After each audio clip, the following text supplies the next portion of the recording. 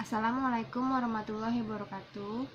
Kami dari kelompok 9. Di sini kami ingin mempresentasikan rekayasa perangkat lunak pada pertemuan 11, yaitu perancangan aplikasi web. Saya Nurainia Aulia, dan nanti teman saya akan melanjutkan penjelasan selanjutnya. Di sini perancangan aplikasi web memerlukan teknis berupa: 1. Menetapkan tampilan pada web. Yang kedua, pembuatan rancangan estetika antarmuka pengguna. Yang ketiga, pendefinisian struktur aplikasi secara keseluruhan. Yang keempat, pengembangan isi dan fungsional. Yang kelima, perancangan navigasi. Perancangan web sangat penting bagi desainer karena 1. Membuat model yang dapat dinilai kualitasnya dan dapat diperbaiki sebelum isi kode dibentuk. Yang kedua, membuat model sebelum pengujian dilakukan. Yang ketiga, membuat model sebelum end user yang berjumlah besar menggunakan aplikasi. Jadi penting sekali bagi desainer karena kualitas dari perancangan web semakin bagus kualitasnya, maka semakin oke webnya, web tampilan yang dibuat.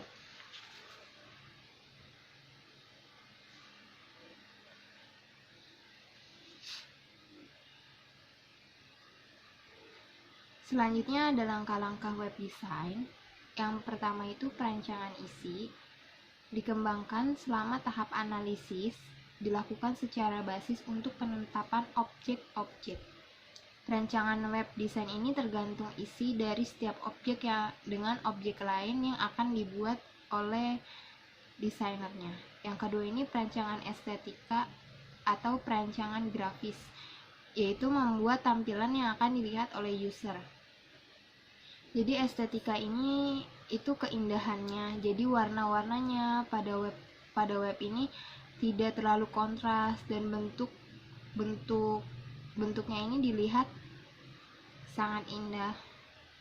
Yang ketiga ini ada perancangan arsitektural. Ini fokus pada struktur hypermedia untuk semua objek isi dan untuk semua fungsi pada aplikasi web. Jadi perancangan arsitektural ini adalah fokus pada menu-menunya atau pada arsitektur gayanya, mau berbentuk horizontal atau mau berbentuk vertikal. Yang keempat ini ada perancangan antarmuka, di mana menentukan tampilan dan mekanisme interaksi yang mendefinisikan interface. Jadi perancangan antarmuka ini harus mudah dipahami oleh user atau pengguna web itu sendiri. Yang kelima ini ada perancangan struktur navigasi, yaitu mendefinisikan bagaimana end user melakukan penelusuran untuk melintas hypermedia. Jadi perancangan struktur navigasi ini adalah menu-menu pada web tersebut. Yang keenam ada perancangan komponen, di mana mempresentasikan rincian struktur elemen-elemen fungsional pada aplikasi web. Jadi komponen ini berhubungan dengan fungsional dengan aplikasinya atau sesuai dengan rancangannya. Nah, ini contoh dari web design itu sendiri. Ada isinya, yaitu kategori, merek, item, keindahan estetikanya. Nantinya itu ada warna-warnanya dan bentuk-bentuknya nggak kontras. Terus perancangan arsitektural ini tuh berbentuk horizontal. Mau horizontal atau vertikal itu sesuai dengan web design itu sendiri. Terus perancangan navigasinya. Nah, selanjutnya ada contoh dari web design. Yang sebelah kiri ini contoh desain yang sulit dipahami karena mengandung pernyataan umum berupa link. Jadi bagian ini tidak menjelaskan kebutuhan isi tampilannya. Itu kayak image doang, nggak ada image-nya itu apa. Terus teksnya itu cuma teks, konten, tidak dijelaskan secara rinci dari isi tampilan yang akan dibuat webnya. Nah, Sebelah kanan ini adalah contoh desain yang mudah dipahami karena menjelaskan isi dan tampilannya. Contohnya kayak daftar produk, terus ada tempat produk-produknya, cara bayar, home, info keranjang. Nah, jadi ini setiap elemennya itu dijelaskan dari isi tampilannya. Selanjutnya ini ada sifat-sifat aplikasi, yaitu kepadatan jaringan. Karena usernya banyak, tidak dapat diprediksi kinerja dari sistemnya itu tidak jadi lemot. Terus ketersediaan digerakkan oleh data, peka terhadap isi. Yang ke-8 itu evolusi yang kesinambungan. Yang ke-9 kesegaran dari webnya ini harus diperbaharui terus. Yang ke-10 ada keamanan, dan yang ke-11 ada estetika. Sekian penjelasan dari saya, selanjutnya akan dijelaskan oleh teman saya. Assalamualaikum warahmatullahi wabarakatuh. Assalamualaikum warahmatullahi wabarakatuh. Perkenalkan, nama saya Ulansari dari kelas 11 6AA 07 dari kelompok 9. Saya ingin melanjutkan presentasi teman saya sebelumnya di pertemuan 11. Kualitas perancangan aplikasi web. Atribut kualitas. Yang pertama, keamanan. Kemampuan aplikasi web dan lingkungan server untuk mencegah akses yang tidak sah dan mencegah serangan-serangan yang berasal dari luar. Yang kedua, ketersediaan. Pengukuran atas persentase waktu yang tersedia bagi aplikasi web untuk dapat digunakan oleh user. Yang ketiga, skalabilitas. Aplikasi web mampu mengakomodasi kebutuhan terhadap jumlah end user yang semakin bertambah. Yang keempat, waktu untuk masuk ke pasar ditinjau dari sudut pandang bisnis. Di sini ada contoh desain login dari sudut pandang keamanan. Yang pertama, jika menjelaskan tanggal, sebaiknya menggunakan format tanggal, bukan format jam dengan titik 2. Yang kedua, sebaiknya user tidak memilih dari beberapa data yang disediakan. Yang ketiga, user tidak dapat melakukan aktivitas lainnya kecuali login. Di sini ada kualitas perancangan aplikasi web. Kualitas aplikasi web yang pertama, kemudahan penggunaan, kemudahan pemahaman situs global, umpan balik dari user dan fitur-fitur bantuan, user interface dan fitur-fitur estetika, fitur-fitur khusus. Yang kedua, ada fungsionalitas, kemampuan pencarian dan penerimaan, fitur-fitur navigasi dan pembahasan browsing, fitur-fitur aplikasi yang berhubungan dengan lingkungan. Yang ketiga, ada keandalan, pembetulan pemrosesan tautan atau link, pemulihan dari kesalahan, validasi dan pemulihan pada user. Yang keempat, efisiensi, kinerja waktu tanggap aplikasi web, kecepatan pembentukan halaman-halaman, kecepatan penggambaran grafik-grafik. Yang kelima, kemudahan pemeliharaan, kemudahan untuk dilakukan koreksi, keamanan aplikasi web untuk beradaptasi, kemudahan aplikasi web untuk dikembangkan. Di sini ada gambar sistem memberikan umpan balik kepada user jika melakukan kesalahan.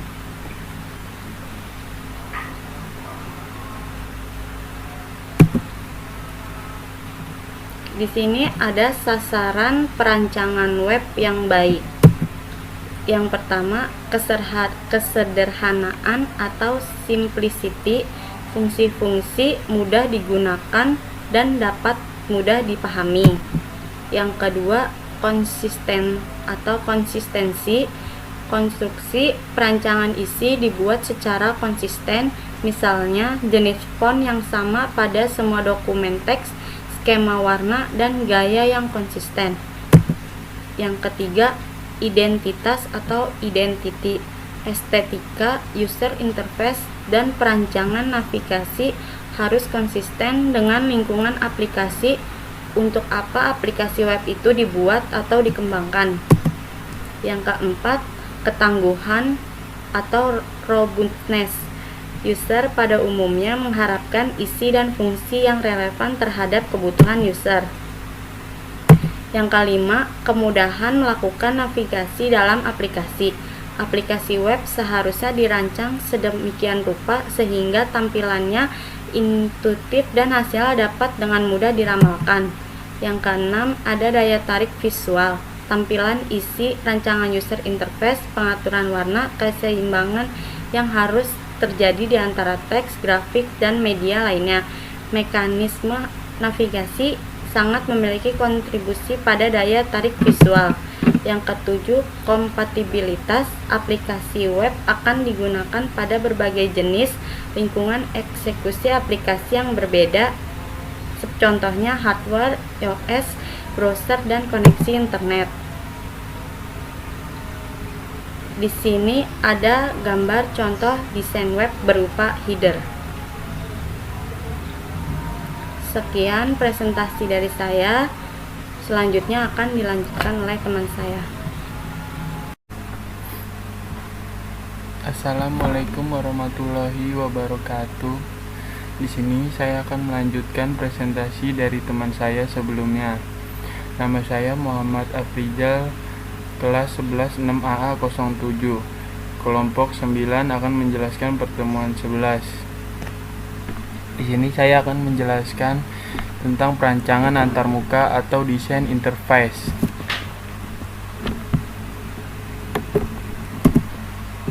Salah satu tantangan membuat user interface adalah bagaimana caranya user masuk ke aplikasi. Sasaran user interface adalah untuk 1.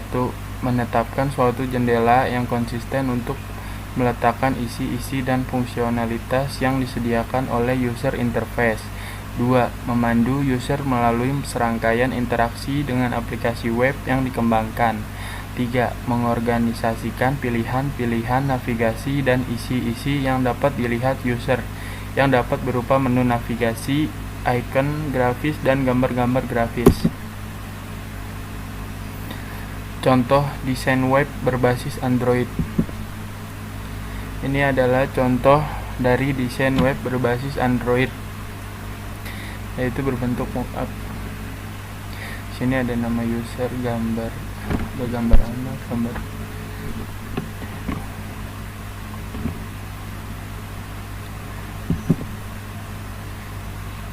perancangan isi. Di sini ada perancangan isi. 1. Hubungan objek isi dengan objek isi lainnya adalah sebagai bagian dari suatu model kebutuhan untuk aplikasi web. 2.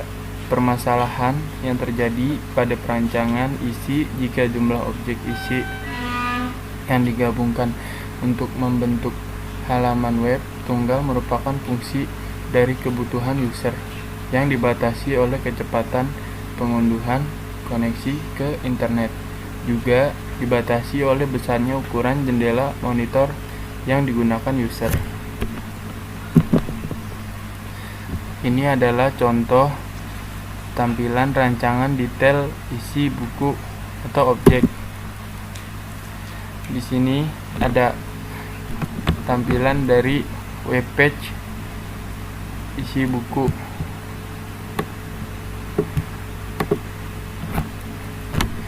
Di sini kita masuk ke kolom kategori.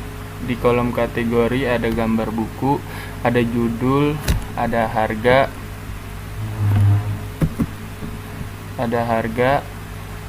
nama buku, penerbit, penulis, tanggal terbit, kategori, jumlah halaman, jumlah buku. Jika ingin pesan sekarang, silahkan klik pesan sekarang, atau bisa pesan nanti, bisa diklik tambah ke keranjang. Di sini ada perancangan estetika. Sering juga disebut perancangan grafis, yang merupakan tambahan artistik yang sering digunakan untuk melengkapi aspek-aspek teknis dari perancangan aplikasi web. Tata letak yang baik pada perancangan interface. 1. Jangan mengisi bagian dari halaman web dengan informasi yang akhirnya sulit untuk mengidentifikasi informasi tersebut. 2. Lakukan penekanan pada isi yang merupakan alasan utama bagi user untuk masuk ke aplikasi web. 3. Lakukan pengelompokan fitur navigasi, isi, dan fungsi. 4. Jangan perluas bagian aplikasi dengan penggunaan scroll bar. Sebaiknya kurangi isi yang jumlahnya banyak. 5. Sesuaikan resolusi layar dan ukuran jendela browser.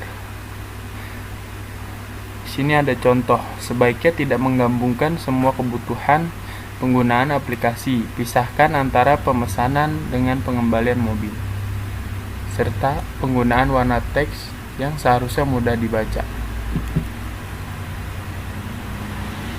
Ini adalah contoh.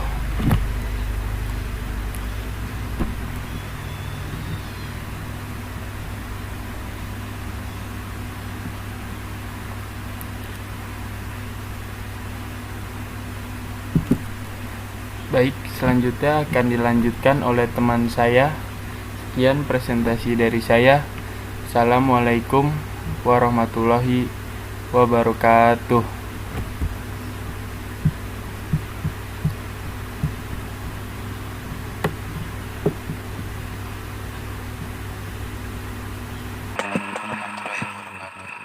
Nama saya Randy Rizal Tambunan dari kelas 11 6AA 07 kelompok 9. Di sini saya akan melanjutkan presentasi yang telah dibacakan oleh teman saya sebelumnya.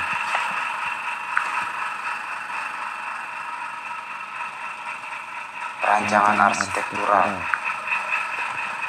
Di sini saya akan menjelaskan tentang perancangan arsitektural.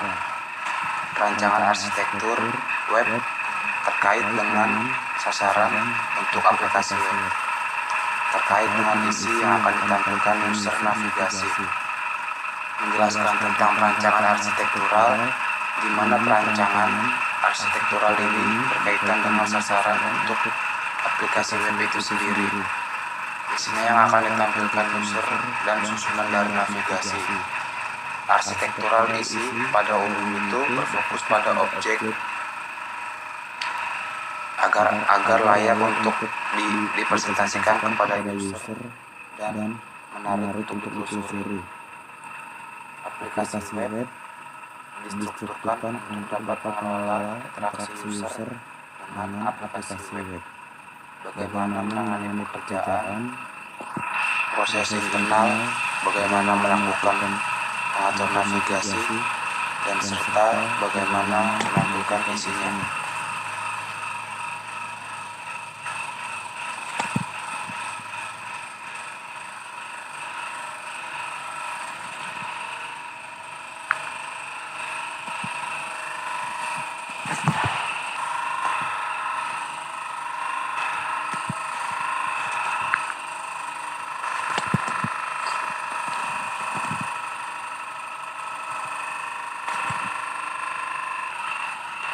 Berikut arsitektur isi. 1.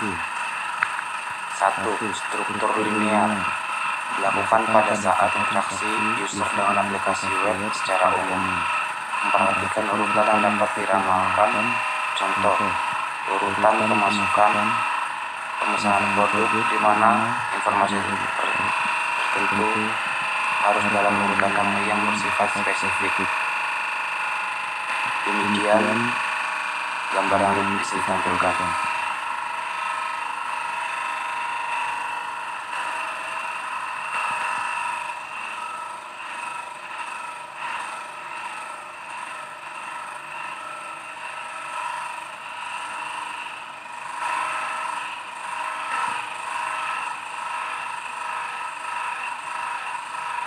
Ada terbagi menjadi 3: linear with optional flow, dan linear with diversalis. Yang kedua, struktur grid. Arsitektur yang diterapkan saat saat isi aplikasi web dapat diorganisasikan menjadi 2 dimensi atau lebih. Dimensi horizontal mempresentasikan jenis-jenis produk dan dimensi vertikal mempresentasikan penawaran yang disediakan oleh penjualnya. Berikut gambaran yang bisa ditampilkan.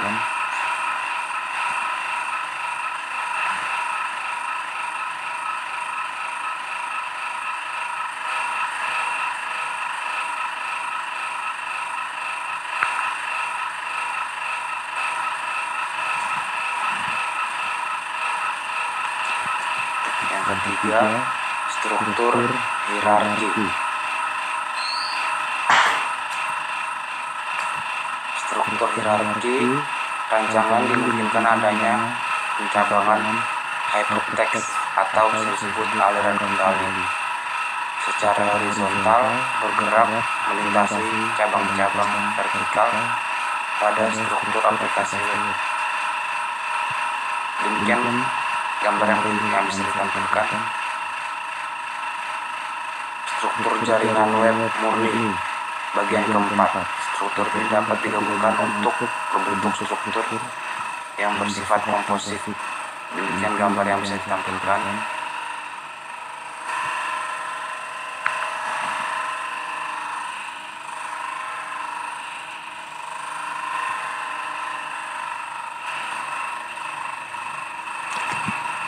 Terima kasih. Wassalamualaikum warahmatullahi wabarakatuh.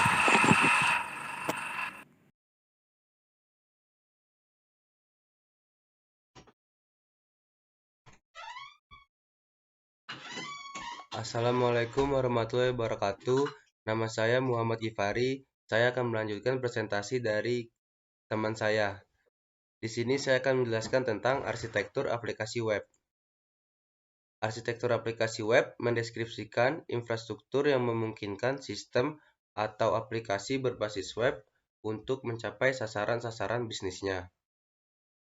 Yang kedua, arsitektur aplikasi web dibuat dalam 3 lapisan yang bertujuan untuk memisahkan antar muka dari mekanisme navigasi dan dari perilaku yang dimiliki oleh aplikasi. Hal ini akan menyederhanakan implementasi aplikasi web dan akan meningkatkan penggunaan ulang komponen-komponennya. Dan di sini adalah sebagai contoh komponen-komponennya. Di sini ada user bisa berhubungan dengan controller, begitupun sebaliknya, controller berhubungan dengan view, dan bisa berhubungan juga dengan model. Database bisa berhubungan dengan model.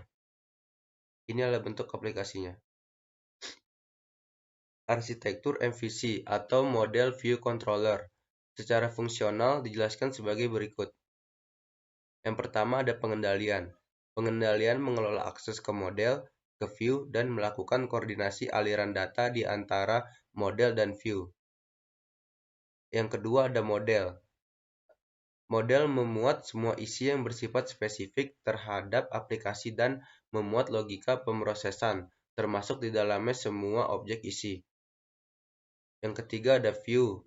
View memuat semua fungsi yang bersifat spesifik terhadap user interface yang di dalamnya termuat presentasi isi dan logika pemrosesan, objek isi, akses ke data, dan ke sumber informasi lainnya, dan semua fungsionalitas pemrosesan yang diperlukan end user. Dan di sini adalah sebagai contohnya.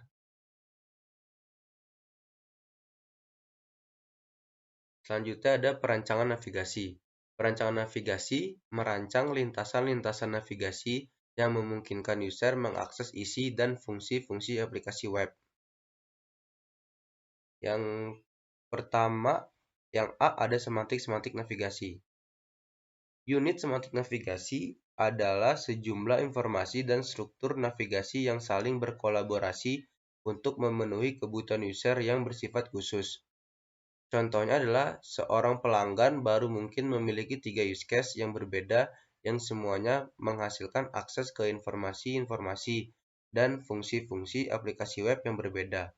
Semantik navigasi harus dibuat untuk masing-masing sasaran tersebut. Yang kedua, yang B, ada sintak navigasi. Link navigasi yang bersifat individual. link berbasis